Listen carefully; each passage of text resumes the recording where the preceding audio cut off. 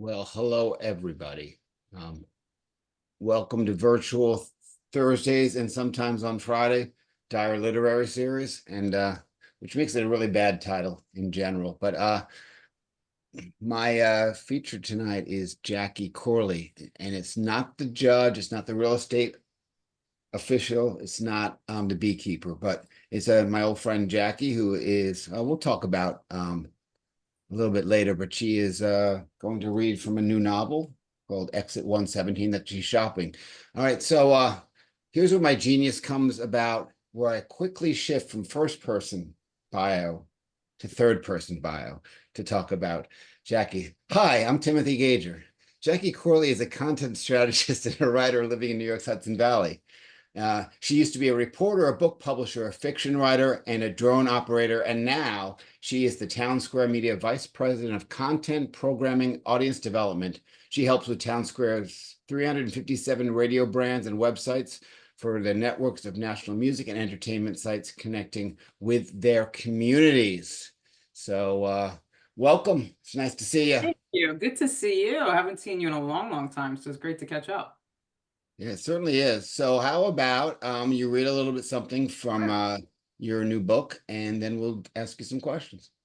Sounds like a plan. So this is from a novel that's set around Hurricane Sandy in New Jersey. What you need to know at this point is that Eric is a formerly successful lawyer and politician who's taken a big downward spiral. And at this point in the book, he's drunk and looking for drugs with friends in the post-Sandy part of the Bay Shore in a part of New Jersey. The Plymouth turned a corner onto Beachway Avenue. Eric felt Keansburg closing in around him when he wandered into this part of town at night. The stunted, abandoned amusement park on the bay side of the road, the water park on the other, it had a tunneling effect, especially from a car. Drivers took the narrow road too fast along the curve. Any proper citizen avoided the northern tip of town after sunset, but you could spot the occasional junkie or lost drunk hugging the locked walls of the arcades. Eric had been all of these. He'd been king of all of these. But that upstanding citizen bit, that was some other lifetime ago, wasn't it? Brilliant idea number 3047. Keansburg car trip bingo, Eric said. He was in the back seat of Steve and Connie's van as Steve drove.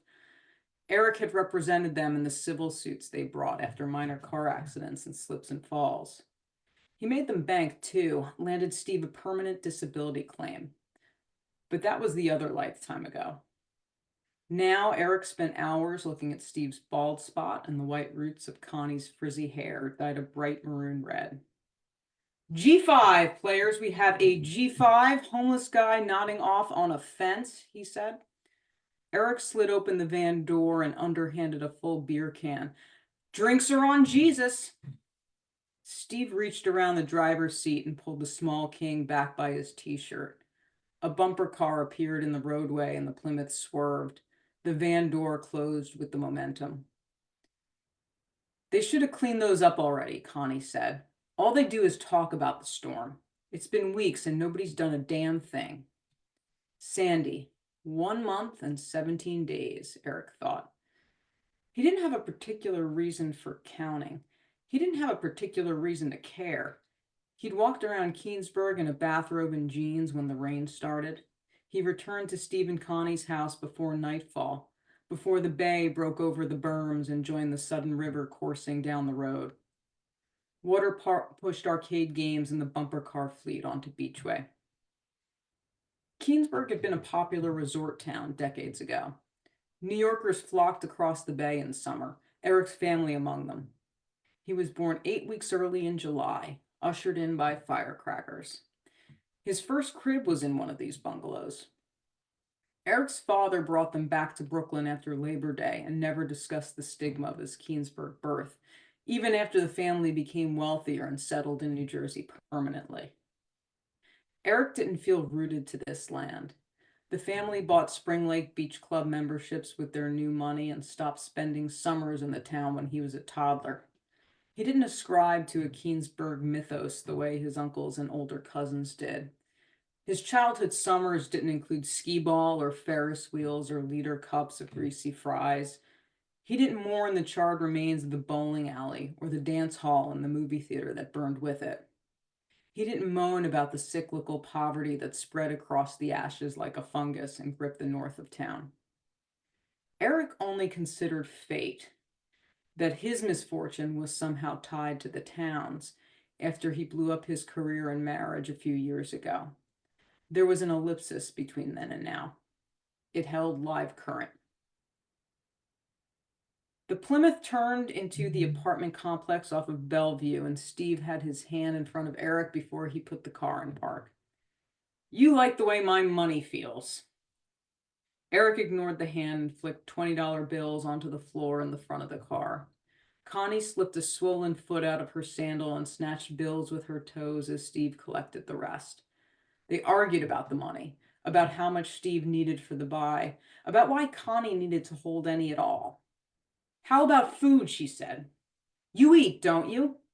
Steve shook a soiled McDonald's bag at her. "When do you cook? When do you go to the store?" This is what counts as amusement, Eric thought. And when the distraction grew tiresome, he kicked the driver's chair and Steve ran. The apartment buildings looked like barracks, long brick walls and tiny windows. One unit had rows and rows of Christmas lights duct taped across the glass, but the other apartments were dark. Most of the first floor apartments had flooded out and been abandoned after the storm. But there was life here still, either sleeping or in hiding. Cheapest $1 million ocean views around, Eric thought. Travel up and down the East Coast and you find the money along the water, but not here. Some trick of history kept this place fit for clam diggers only. When Eric was still playing politics, running for freeholder, running for assembly, filling whatever slot on the ticket he'd maneuvered his way into, the backroom talk always turned to prospecting. Where was the next land grab? Where could you make big money on redevelopment? Eric always thought the Bayshore towns like Keansburg seemed primed if you could get a rainmaker on council, or at least somebody who wasn't a yokel. These conversations didn't come up in the current iteration of Eric. Life in Keansburg had the advantage of being casually familiar without holding any totems of his past. There was no custom-built 3,500 square foot home housing ex-wife and child to drive past, no apartment where J. Crew catalogs arrived in his ex-girlfriend's name. Connie started a cigarette. When the cheap lighter clicked, his legs cramped and his wrist stung at the pulse as if the blood was scratching its way out. He slid the van door open and marched into the parking lot. "Where you going?" "Pavlov's dog," Eric said. "Dogs? You talk nonsense half the time." He took a lap of the parking lot, but it didn't move time or Steve any faster. Eric strained to hear the bay over his wet breath rattling in the cold. He pulled his arms inside his t-shirt and stood underneath the window covered in Christmas lights. He remembered decorating his own house with his son the December before the divorce. He gave the boy an impossible knot of light strings to detangle. The boy sat reverse cross-legged and focused on the task for hours, those tiny fingers navigating the threads and glass. There were dozens of neat rows of lights on the Keansburg apartment window above him. A steady hand had measured and positioned each one. The window slid open an inch, as far as the network of lights would allow. "Nobody wants you here." A voice, smoky but feminine. "I've got kids in the other room and I'm calling the cops." "Nobody wants me here." "I want me here," Eric said. "You hear me? I want me here." Steve appeared, rounding a corner and charging at the noise. He wrapped his arms around Eric, who struggled, mummified in the shirt. Eric carried the shrieking figure to the van and tossed him inside, leaving Eric to flop around on the floor like a carp. The Plymouth tore out onto Beachway. The entire patrol division in the 1 square mile town knew their car, knew their names. They were a block from Steve and Connie's house when a police car turned in behind them with the light bar flashing. "Lure him in, Connie. Hide your pit stains with your hands and lean forward," Eric said. You keep entertaining yourself. I'm not even dealing with you, Connie replied. You know the drill, a cop called out over the car speaker. Line it up. They shuffled out of the van, jostling against one another like penguins, and spread their arms across the steaming hood. Eric came out clean during the pat down, but the officers found the crack in Steve's pocket. Wait, I have something in my shirt, Connie volunteered. You put down I'm a cooperating witness. She snapped the elastic of her sweaty sports bra and folds of heroin fell out. That the heroin existed at all was news to Steve and Eric. Possession on Larry and Curly, one officer said to the other. Public intoxication on Mo. The patrol unit waited on Steve and Connie's county transfer car in the station parking lot. Eric traced stars into the window condensation with the tip of his nose. He started writing Eric lives, but the car arrived for Steve and Connie before he could finish. When they released him from the drunk tank the next morning, he walked back to Beachway. Eric found a bumper car, dragged it into the middle of the road, and sat inside. Passing traffic gave him a wide berth as it went honking by. He pretended to drive in place for an hour before the police came back for him.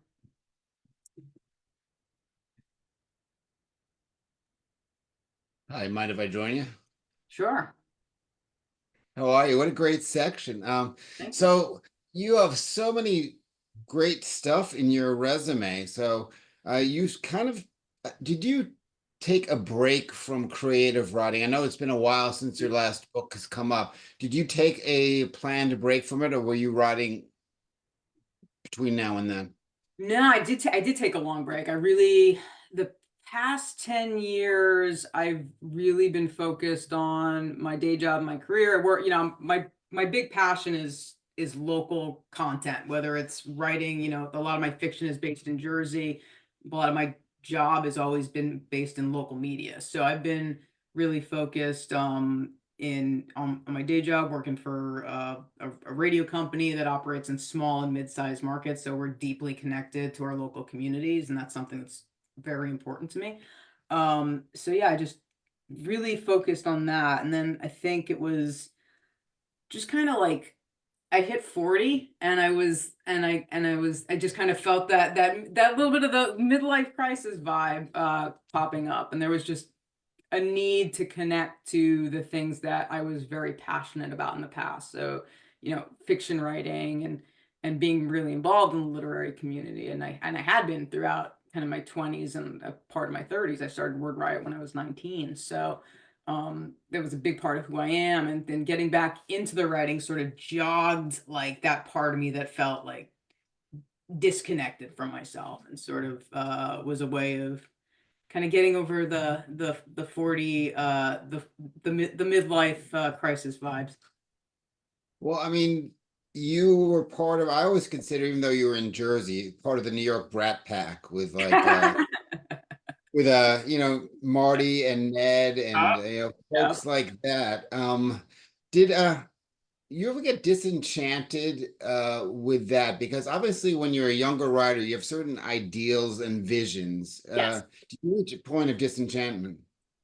I don't know if it was disenchantment as like I did have so with I did wind up having an agent for a novel project in my early 20s, and I was like, oh yeah, you read it, the happy ending at Amanda Stern's happy ending reading series, and you get an agent, and that's just how life goes, and then it's all gravy from there. And there was a little bit of a the rude awakening of stuff dies on submission all the time, and you just have to keep writing, and you just have to keep moving forward. And so I kept writing after that time. I think really when I started working on an earlier version of this novel project, and I was starting to send out submissions, and I was like, I felt very confident with where it was at. And it wasn't even just that I got rejections, it was that I got far into certain you get the rejections that are like, we love this, but we're gonna pass. And so there were a bunch of those. And I think that's, I was so used to the rejection part, because you have to be, but like the nice rejections were tougher. And I just kind of veered more toward my career and getting like really into video editing and photography for a creative outlet for a time. And so, but then when I wound up, going through that, like that middle-aged like weird space that I wound up reading back on this, and I had like 25,000 words to it. I'm like, this is, like this is worth going back to and finishing. Because I'm looking at it from an objective place, having not really looked at it for 8 or 9 years at that point. And I was like, I should go back to it. And so I spent all of last year just knocking it out. So I'm gonna ask you like, it sounds like an interview question. So can you tell me the job skills that you use in between journalism, novel writing, and doing the radio station promotion? Are there repetitive skills that you Absolutely. It's all creative problem solving. So, you can't be in media. So like I've been in media my whole career, so over 20 years at this point, and it's been a roller coaster time to be in media. So you have to learn skills, the problem solving skills, and how do I make this happen? How do I, how do you get a newspaper out and you've got like the reporter just got laid off and all your freelance budget is gone, and like go make it happen and cover everything. And you figure out how to do it, because ultimately the you have two finite things, time and energy, and we all get the same amount of time and energy, and it's how you plan it, it's what you prioritize, and that's kind of, and it's also just about biting things off in small amounts. So that to me is critical. It's focus on what you can control and focus on the work and the process, and ultimately things will work out. It might not work out exactly how you want it to, but you will learn something that you didn't know by the end of it. now I hate to sound cynical here, but all right, so publishing, Yep. journalism, and traditional FM radio. Are you a big supporter of the underdog? Do you pull for the underdog?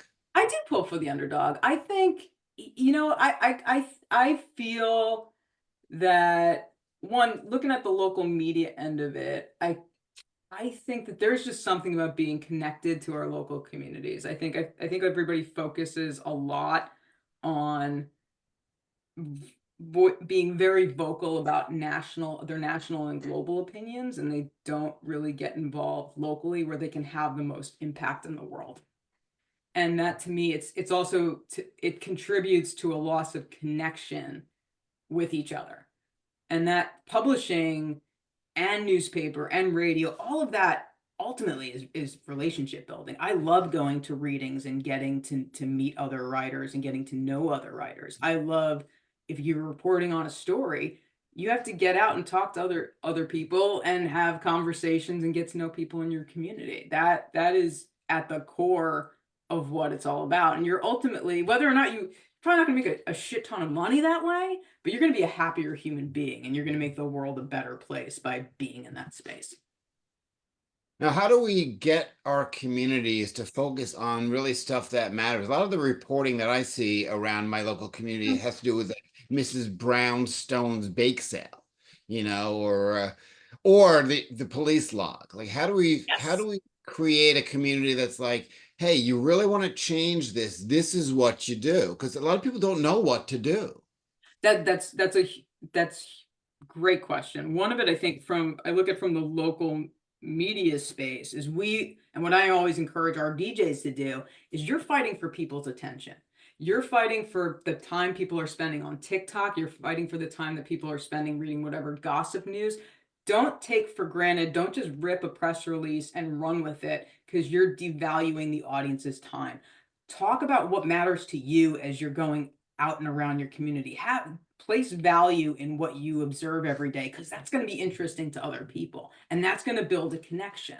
And so I think on the media side of things, the local media side of things, it's our job to do better in reaching our communities.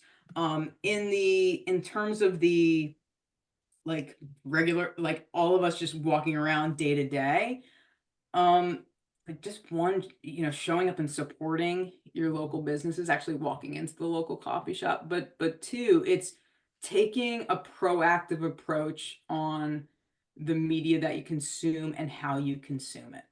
So like there's a really great book, oh God, I forget the writer's name right now, but his new book out, Filter World. It's about how the algorithms are like squashing culture and flattening culture. It's an excellent Yeah. book, and it's about how we just kind of absorb what comes to us rather than making a deliberate choice.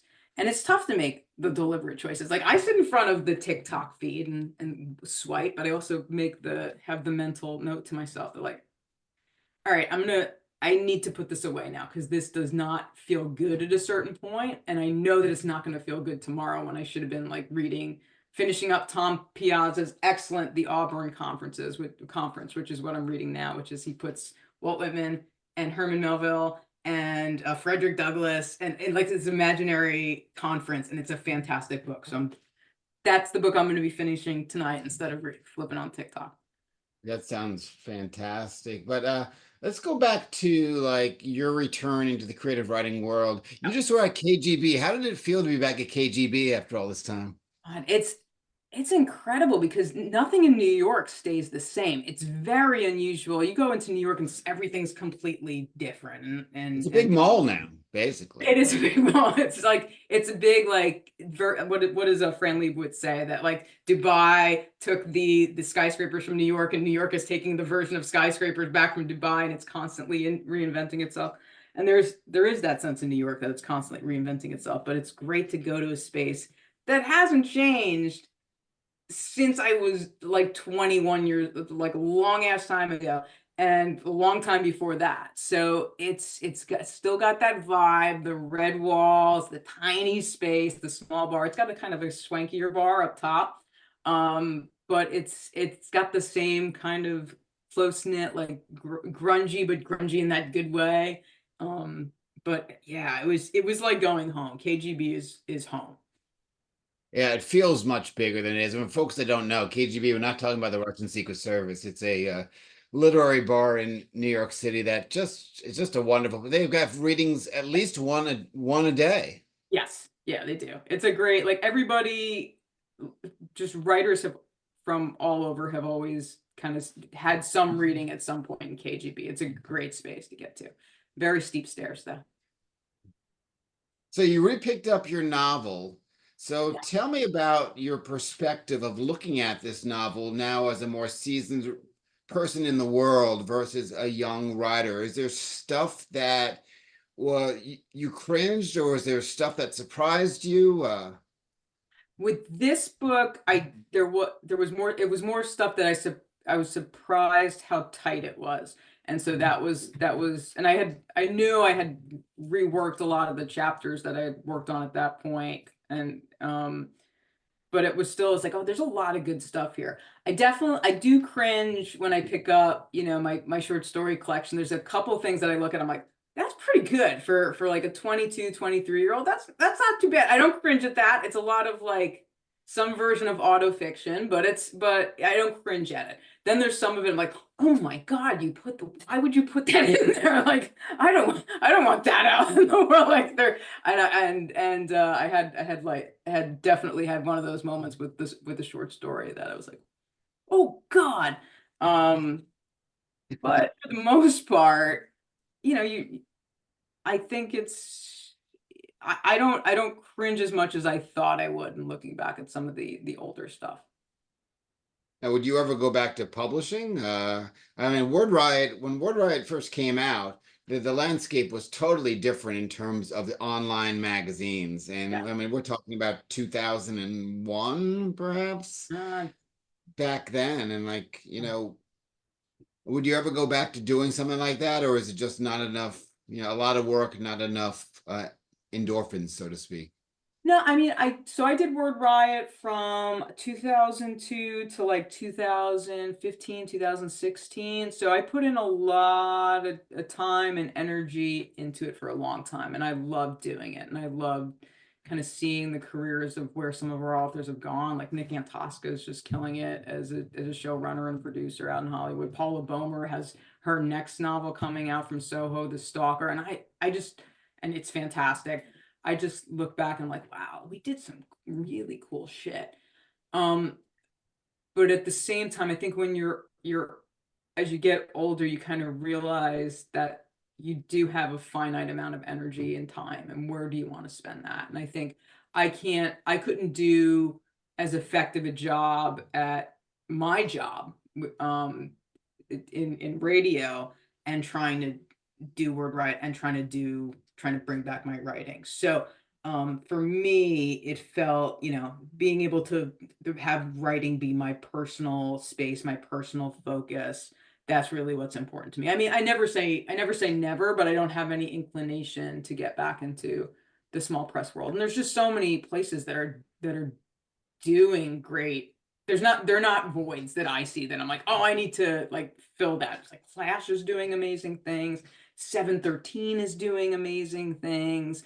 $2 radio is continuing to just be incredible. Red Hen Press is fantastic. Yeah. There's just so much great stuff happening that I'm like, oh, they need, people need me to figure out a couple books to put out a year. I mean, so I'm just so impressed and just try to be supportive of the small presses that are around because they're doing a great job. Do you still have connections from people you publish at WordWrite that might be able to help you out in the small press world? Yeah, I mean, like I think in terms of just more in terms of a writing support, it's like having that feedback. So, Paula Bomer was one of my beta readers on this project. And so I just respect her so deeply as a writer. So having her kind of like come back to me after, it's like this is good. You're doing this is working. Means a lot, and it's really kind of carried me through this, the whole like the trying to find an agent process and the trying to find uh this what's the right fit for this book. And it's been really cool to have that writer relationship where I had been her publisher and now she's being really supportive on the end of my writing. And so I think that's also just what's great about the writing world and the small press world is you find those people's those kindred spirits and you meet them and you kind of travel with them and on both of your journeys. Yeah, I mean, it's very interesting, the whole online writing world. I think I should change my bio to say like I've had over 900 pieces that you can no longer see published Supposed to live because forever, right? No, internet's supposed to exist infinitely, but and then CDs, musical CDs, you can run them over with right, your car and play them in the year 3000. exactly. So really cool. I mean, we talked about music and journalism, how the landscape has changed. How has the landscape changed in the publishing world? So, this is a book that you started a couple of years ago, and are you using a different approach based on the changing landscape of publishing?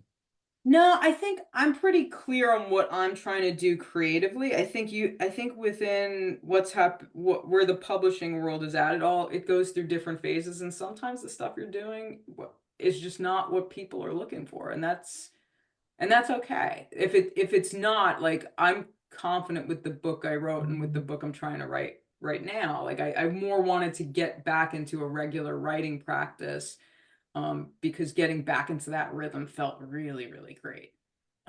So I'm just going to keep following my focus, which is I try to do how I look at what I'm trying to do is just painting these like very developed portraits of a certain part of New Jersey and intertwining lives and intertwining storylines and trying to develop that and really have place be a big part of the book, part of the books I write. And um, so yeah, so I think I don't the certainly the landscape has shifted, and I think it seems a lot harder in trying to navigate that space than it seemed to be when I was starting out like 20 years ago.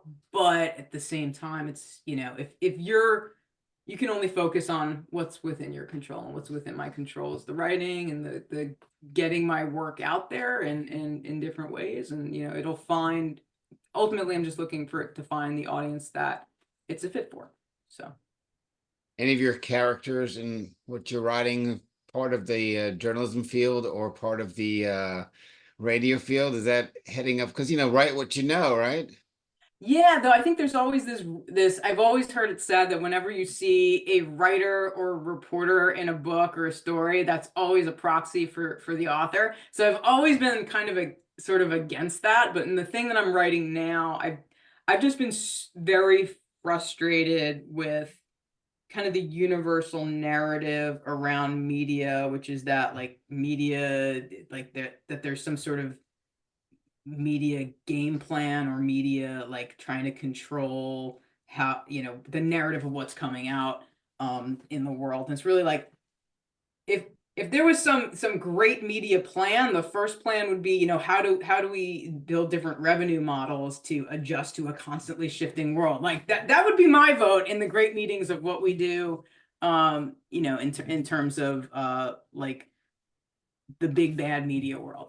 Really, what media is, it's a lot of like, especially in the local space, you're talking about folks who are very much middle class, lower middle class. Like it's never been a big money job. It's just people who deeply care about their communities. And so to constantly have this kind of barrage of like, the media is every time there's mass layoffs at a newspaper or something like that, you'll see on Twitter just the Twitter trolls will be like, well, you should have learned to code or whatever. We would never say that about other jobs, but people feel free to take those shots at reporters and journalists. So that's kind of gotten under my And lawyers. You guys and, are and helping save that's true, people's but lawyers. that's lawyer. Yeah, but that's gotten under my skin a little bit. So I do have a couple media characters in what I'm writing now. And so and just more from the perspective of like, hey, we're people. We're not just, like the cartoon that's been painted of the fake media. Question from Joe before we wrap it up. How do you balance all of this with your writing? So I'm a big fan of taking those little bite-sized, consistent things that I know I can do every day. I know no matter how tough my day is, I could get 250 words out. That's a doable. That's something that's doable. If I do more, great. If but striving for the 250 words, that 1 page a day, it's attainable, and that helps you stay within the rhythm of whatever you're working on. While also not trying to force it or not trying to, drive yourself nuts, trying to knock things out. Also just, jotting things down in your iPhone notes from time to time. There's nothing wherever you are, wherever the ideas come to you.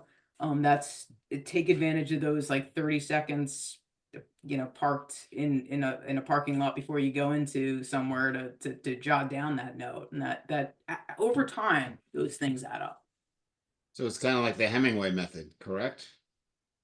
What's the Hemingway method? I don't know the Hemingway method. I mean, and I love Hemingway, so this is The Hemingway method is that you don't sit down and like write like it's a marathon. You don't write yes, until you've run out of ideas. Basically, it's you write to how I use it is I write to a word count. yes, So for me, it's like 500 words, maybe 600 words a day if I'm in the middle of a project. And that way, and then I cut it off. And the next day, I have 24 hours to expand on that idea, which is still active. It's still an active idea. yeah. That I do. Yeah, I set like the 250 word limit for myself because I find I'm a very slow writer. So trying to squeeze like 1,000 words out if I'm trying to do that on a weekend day, that's a lot for me. That I find because I really, I'm very, very deliberate. And even on that first draft, I'm very slow. So 250 words is about an hour, would you say, if you sat Yeah, down? Okay. hour, 90 minutes. Yeah. All right. Well, Jackie, thank you so much. It's been great to see you. And if you want to, basically, you want to find out the most updated, would this be the most updated information? If you've got a Yeah. book coming out, you have an agent. So that is JackieCorley.com. And there is the beautiful Hudson Valley. So Yeah, it's my drone shot. awesome. So thank you so much for being with us. You, And Tim. so for the folks that might be watching the stream on Facebook, you can come on in. I'll let you in if you want to read in the open mic. And the next Dyer is in 13 days, and it is Dawn Tripp, the novelist who's had a lot of success with her novel, which happens to be called Jackie, and it has to do with Jacqueline Onassis. So Jackie Corley, thanks once again. Thank you.